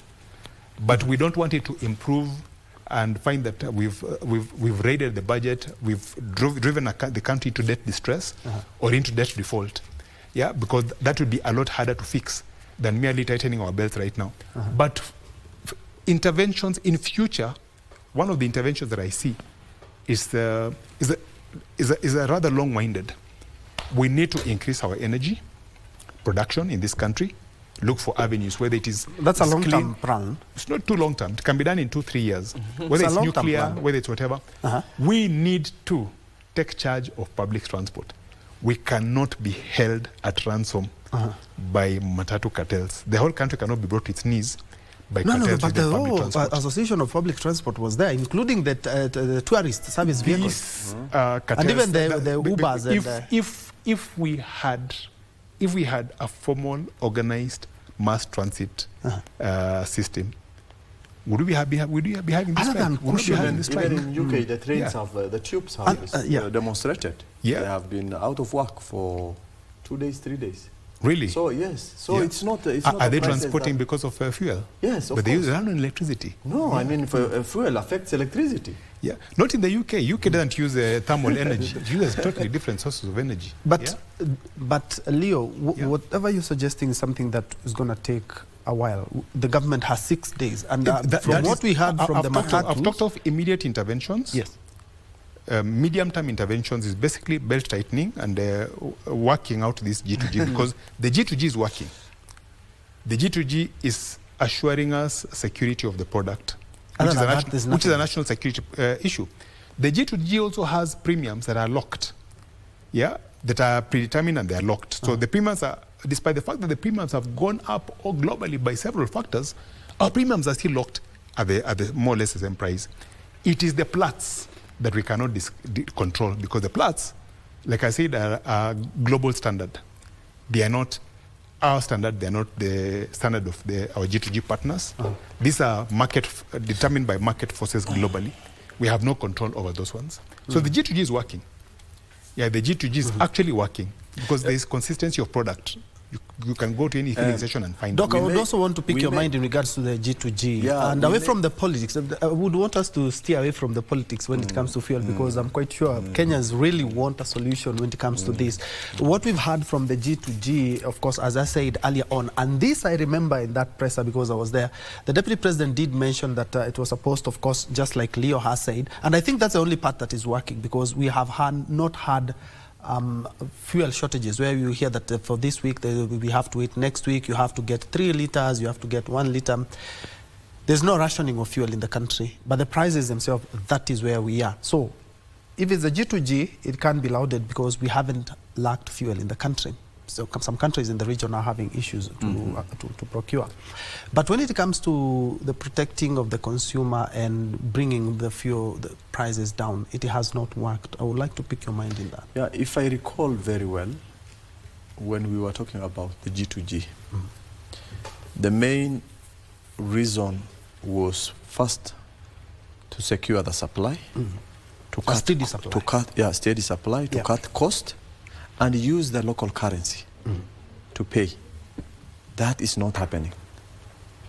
Steady, probably, you know, there's what is called steady supply when the supply is coming from specific locality. I don't think if we have steady supply, our supplies are not also, we are on the reserve. So if the reserve ends and the Strait of Hormuz is still closed, then of course we will also join the crisis like others. Accurate. So that is one. Number two, the whole story of G2G was to reduce the price. We don't see that. The price is still going up. Thirdly, we are hearing now that we are using dollars as an exchange to, determine the barrel cost globally. The G2G formula, earlier on we were told, was that we will use the Kenyan shilling, and that will going to suppress the fluctuation in the prices on our currency. Yeah. And that is not happening. And therefore, as much as we will wish to use the G2G, which is not something that we are against, it is not giving us the real picture that we were earlier on told as Kenyans. So what is it that we need to do? I think we need to revisit the G2G arrangement and see whether it is value for money, there is value for money in terms of costings. Because if you say G2G and there is free market, sometimes you'll get fuel in a free market in a very cheaper price. Even now, where there are other neighboring countries who are getting their fuel from the free market, meaning there are ships, crews that are carrying fuel in the high seas, and you just order them and they will bring you fuel. Similarly to the one you have had recently, when the PS and the EPRA guy and the fuel petroleum guy they left the office because they brought a product after it was approved within a certain short period, within 10 days or within 3 days. The product was already there because they got the product from high seas. It's just available there. There are a lot of traders who are on the high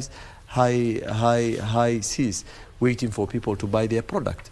And therefore, I think the G2G formula, the G2G arrangement needs to be revisited. But as we do that, because that is not what is pinching us now, because the owner of the shoes knows which part pinches most. We understand where our problem is currently.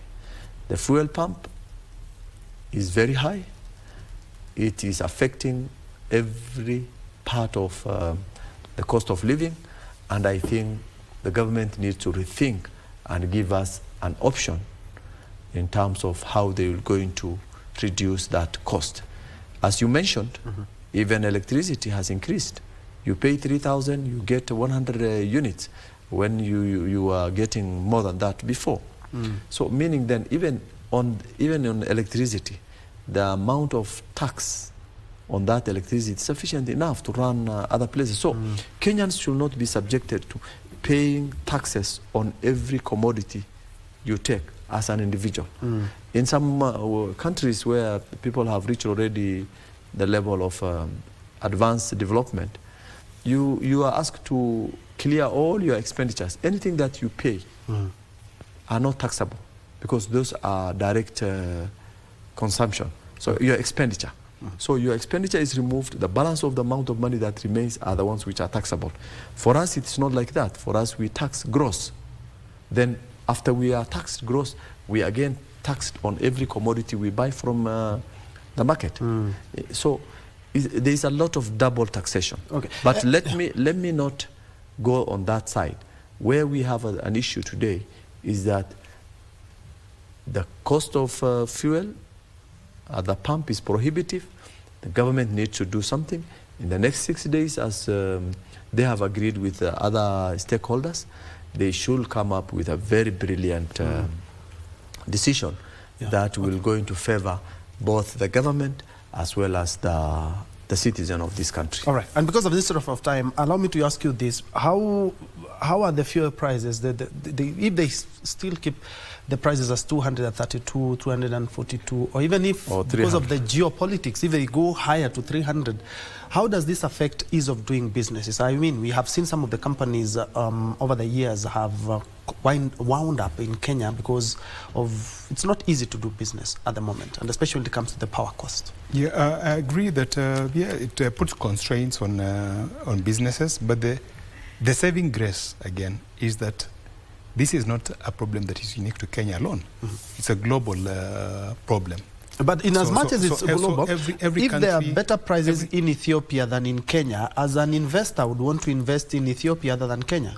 Ethiopia can't have better prices because they don't even have fuel to start with. I mean, people are queuing for 3 days just to get that fuel. The region Kenya has the highest prices. Availability is one thing to have high prices. Would you rather have high prices and availability or have the lowest prices possible? But in Uganda, the fuel is there. In Tanzania, it's there. Maybe, it's not having an issue in... The increment in terms of, like I explained, in terms of the difference in terms of the average increment between Kenya and Tanzania, it's just about 20 US cents. That's like about what? 20 times 130? That's the only difference between Kenya and Tanzania. So it's not as though their prices have not also increased by the same rate. The rate has been uniform across the board. It's only that our fuel prices in this country have traditionally been higher than others across the continent, and for good reason, which I've explained. It boils down to taxes, and a lot of these taxes, of course, came up in the last administration, and there's hardly anything that we can do without ramifications down the line. In fact, we've talked about all these taxes. I have not had a single proposal about which one to do away with and how to counter, by getting funding from elsewhere to fill up the gap that is left by these taxes. Not a single one. Everyone seems to know what to do. But no one knows. Reduction is it. But no one has any tangible solution for the gap, the hole that is left. Remember, we are a country that consistently runs a budget deficit. You tamper with these taxes again, you tamper with your tax revenue, the deficit grows. Remember also that we are so heavily indebted that about 60 or 70% of our taxes go towards the repayment of external debt. As a country, our cardinal responsibility, in fact, the first charge on the consolidated fund is to external debt. If we reduce our taxes, if we don't have enough tax revenues, and perchance we default on our sovereign debt, these implications and ramifications we are talking about towards Mama Mboga will be far worse than we are talking about right now. In fact, they not only hit Mama Mboga, they will hit the middle class and they will hit the upper class. So, for the moment, because no one seems to have any idea about what to do with these taxes, it's just to tighten our belts some more and hope that the situation will resolve within the next several months, because this conflict is not permanent. But again, let me address the G2G. I disagree that it was meant principally to lower fuel costs. Not principally. That was not the principle. Daktari has touched on one right thing, a couple of right things with the G2G. One, it was meant to assure stability, because in times like this, in times of uncertainty, our partners in the G2G are duty bound to deliver products to us. That is why our supply is consistent. Unlike Ethiopia, next door, who have had to go 3 or 4 days without fuel across the larger part of the country. The other thing about the G2G was not that it was going to be paid for in Kenya shilling. It was to stabilize the currency, because under the old open tender system, every couple of months, whoever won the tender would mop up the market, because petroleum products are sold in dollars across the board. Dollars are the standard. They would mop up their market in terms of dollars, and it would lead to speculation or panic, and the shilling then would depreciate against the dollar. We saw it depreciating to up to 161 shillings to the dollar. That was, I think, in 2023, 2024. But the G2G brings stability. Why? Because it gives a grace period of 6 months before payments are made. Petroleum products are supplied for 6 months, grace given before the payments are actually made. So during that period of grace, people then look for these dollars from the market at not at a frenetic pace, but at a slower pace than possible. Then the G2G again does not cushion the Platts, the global benchmark rate. Like I said, the global benchmark rate is determined by forces of supply and demand. No country has control over the global benchmark rate. What the G2G does is to secure the premium, which we are beneficiaries of right now, because other countries, I think, are paying up to $270, I think, per ton in terms of premium. I think we are paying under 80, because that was secured under the G2G. So it's to our advantage. We may not see it at the moment. And I think the bone of contention at the time the G2G was being secured was that the premium looked like it was higher than the industry average, I think by about $10 or something.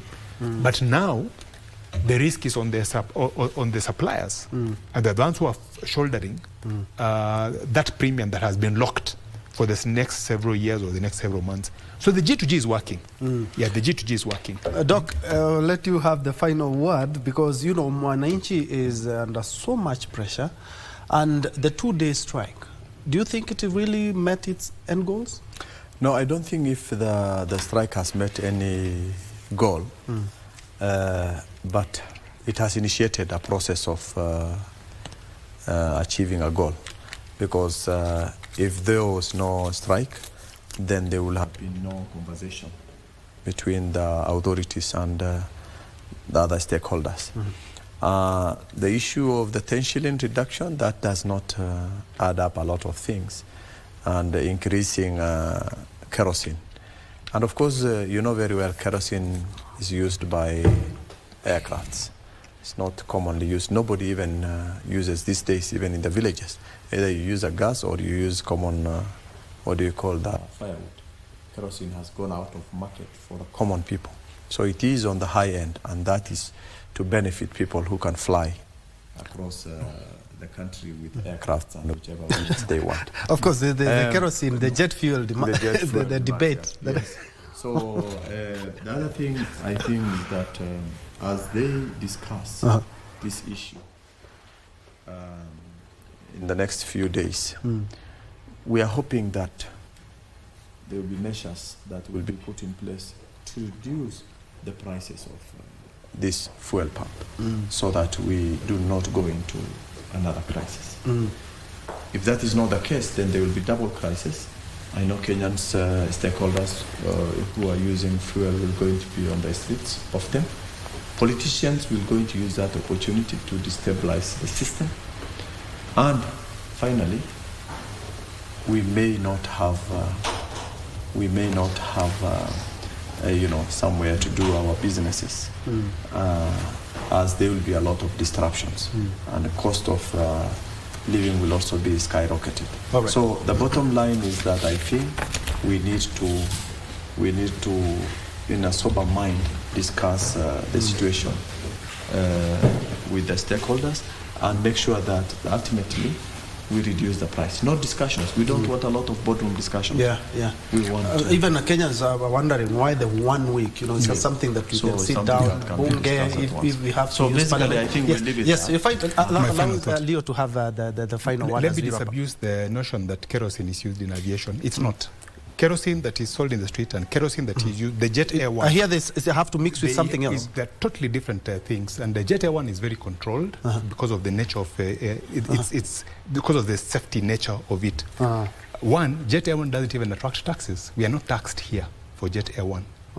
So that it can be in uniformity with other jurisdictions because it is considered an export. All right. I think there's a conversation that we need to open. He's also an aviation expert, so we also need to put into perspective. We hear that kerosene is just fuel. How exactly is that? Yes, but that's why we put a cap on our live discussion here. Thank you indeed so much for watching, and also thank you, gentlemen, for making time. Dr. Harun Isaac Hissan, who is a leadership and governance expert, and just next to him we have Leonard Kafafa, who is a public policy analyst and also an aviation expert. We'll be talking more in regards to this conversation. The government was given 6 days, now 7 days. Now we have 6 days to have conversation with the industry and see how, as a country, we can bring down the fuel. My name is Ben Troy Njue. Many thanks. I'm now giving the baton to my colleague Kasichana Masha for Kurunzi Mashinani and Rini. And Lensa Odingo has been helping us with the sign language interpretation. Now we have Lucy Mwaura for this next hour. Do have yourself a blessed afternoon. Let's continue this conversation on our social media.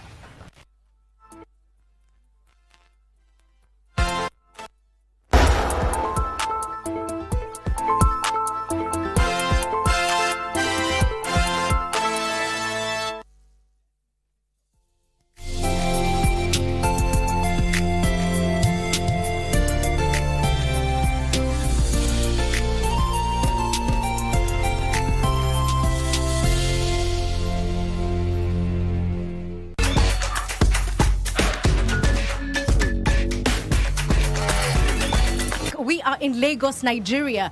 And would you believe me if I told you that this country has over 300 ethnic groups? That's crazy to think about. And with that comes over 500 languages, making this one of the most diverse countries in the world. But that diversity can sometimes get in its own way, resulting to tribalism. And our question today is, can this country overcome it? And what can the older folk learn from the younger people? Who better to